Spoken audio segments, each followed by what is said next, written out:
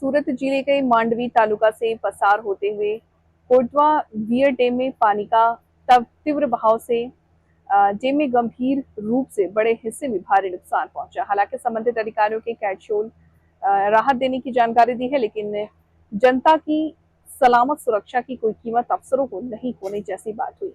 Dam कटाव की घटना से दबाव के इलाकों में किसी की जान का और कोई बड़े नुकसान नहीं हुआ है।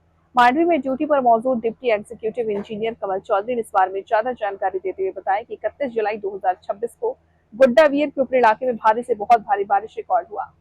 इस अवतरित बारिश से गुड्डा वियर की तीव्र गति से बहाव के कारण भारी मात्रा में पानी भर गया और ओवरफ्लो होने से पहले वियर के ऊपर करीब 20 से 25 मीटर कंक्रीट खराब होने की वजह से थोड़े ही सालों में यह हादसा हुआ। कमल हरेश कुमार चौधरी गुड्डा वियर खाते फरज बजाવું છું।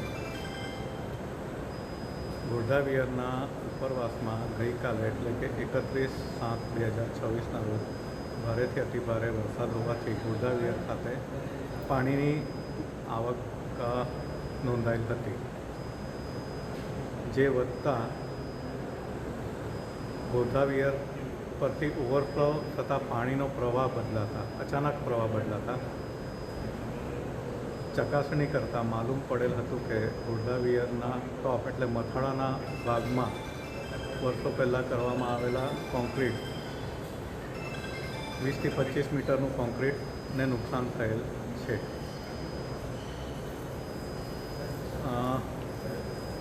સદર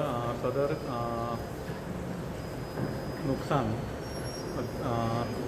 યોગ્ય કક્ષાએથી મંજૂરી મળ્યા બાદ તેમજ